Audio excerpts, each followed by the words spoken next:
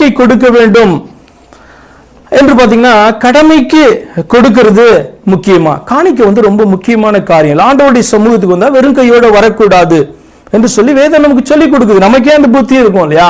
அப்ப தேவ சமூகத்துக்கு வெறும் கையோட நம்மளால வர முடியாது. நிச்சயமாய் காணிக்கையை கொண்டு வர வேண்டும்.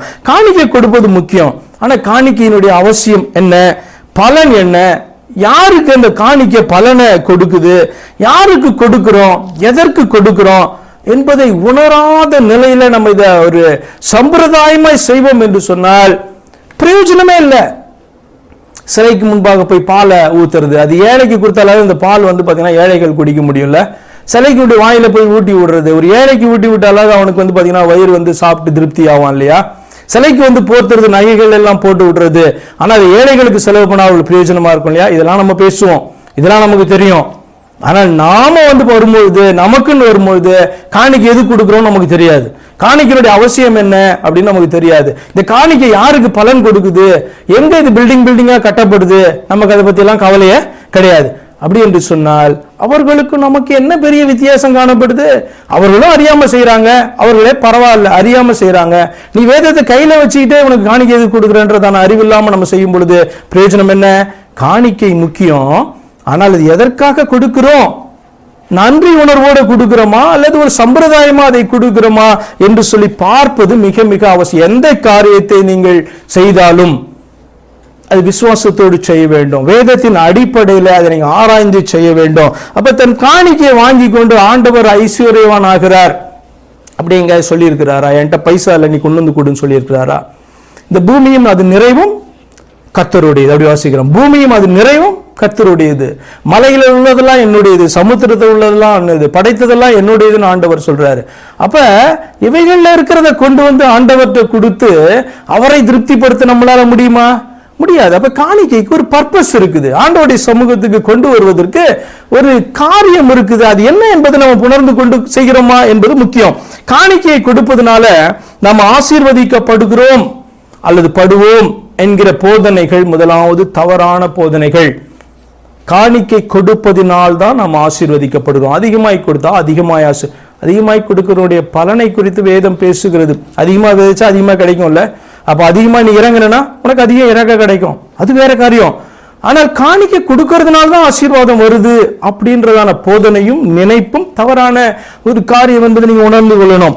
அதிகம் கொடுப்பதனால அவர் மயங்கி ஆசீர்வதிப்பார் அப்படின்றதான எண்ணம்லாம் வந்துச்சுன்னா அது அவருக்கு பரிதானம் கொடுக்கிறதற்கு சமமாய் காணப்படுகிறது.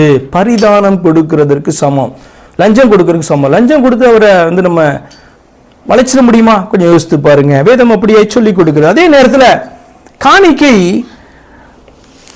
கொடுப்பதற்கு மனம் இல்லாததான நிலை, அது ரொம்ப மோசம். காணிக்கை கொடுக்கறதுக்கு மனசு இல்லை அப்படின்றது ரொம்ப மோசமான ஒரு காரியம், மோசமான ஒரு நிலை. ஏன்னா காணிக்கை கொடுக்கறதுடைய அர்த்தம் என்னன்னா நன்றி. அப்ப நன்றி இல்லைன்னு அர்த்தம். காணிக்கை கொடுக்கறதுக்கு ஏதாவது ஒரு ரீசன் இருக்கு அப்படின்னு நீங்க என்கிட்ட கேட்டீங்கன்னா என்ன தெரியுமா ரீசனு? காணிக்கை கொடுக்கறதுக்கான ரீசனு நன்றி உள்ள. நேற்று நான் ஒரு சின்ன ஒரு கிளிப்பை பார்த்தேன், ஃபுல்லா பார்க்கல. கன்னியாகுமரியில் நடந்ததான ஒரு சம்பவம் என்று சொல்லி நினைக்கிறேன். அதாவது ஒரு சபைக்கு வெளியில, ஒரு ஆலயத்துக்கு வெளியில ஒரு 15 வருஷமா இருக்கிறதான ஒரு பிச்சைக்காரன், அங்க இருந்து எப்பயுமே பிச்சை எடுக்கிறவன், உள்ள கொடுக்கறதான செய்திகள் எல்லாம் அவன் கேட்டுக்கொண்டிருக்கிறான். சில வாரங்களாய் பாத்தீங்கன்னா இப்படி அனௌன்ஸ் பண்ணிட்டு இருக்காங்க. அதாவது வட இந்திய ஊழியத்திற்கு அங்கே காணப்படுற மிஷினரிகளுக்கு ஒரு வாகனத்தை வாங்கி கொடுக்க வேண்டும் என்று சொல்லி அனௌன்ஸ் பண்ணிட்டே இருக்கிறாங்க. அடுத்த வாரம்லாம் கேட்கிறாங்க, என்ன சபையில அதற்கான காணிக்கைகள் சேரவில்லை. அப்ப இவர் என்ன பண்றாரு, இவர் பாத்தீங்கன்னா ஒரு 3வது வாரமா நினைக்கிறேன், இவர் தன்னிடத்துல இருந்ததெல்லாம் அவர் உள்ள அந்த சபைக்கு இது வரைக்கும் போனதே கிடையாது. உள்ள போயிட்டு என்ன பண்றாரு, பாஸ்டர்கிட்ட அந்த குருவானவர்கிட்ட நான் இந்த இதற்காய் காணிக்கை கொடுக்கணும் என்று சொல்லி ஏவப்பட்டபடினா நான் கொண்டு வருகிறேன், நீங்க உள்ள இருந்து கேட்கிறதா அனௌன்ஸ்மெண்ட்டை கேட்டுக்கொண்டே இருக்கிறேன்னு சொல்லி போய் கொடுத்து வரோம். அப்ப அதை அவர்கள் வாங்கி பார்க்கும்போது 1 லட்சத்துக்கு மேல காணப்பட்டதான்.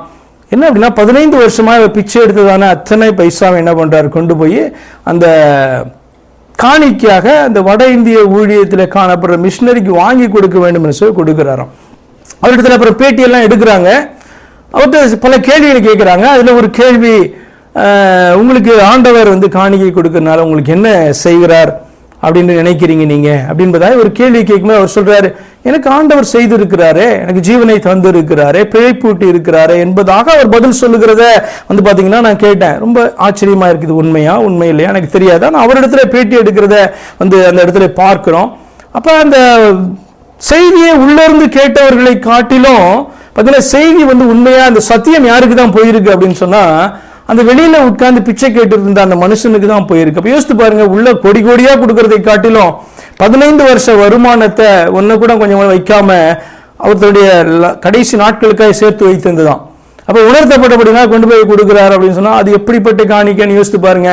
அதுக்கு காரணத்தை அவர் சொல்றார், நன்றி உள்ள இருதயம். அவ்வளவுதான். காணிக்கைக்கு என்ன தெரியுமா?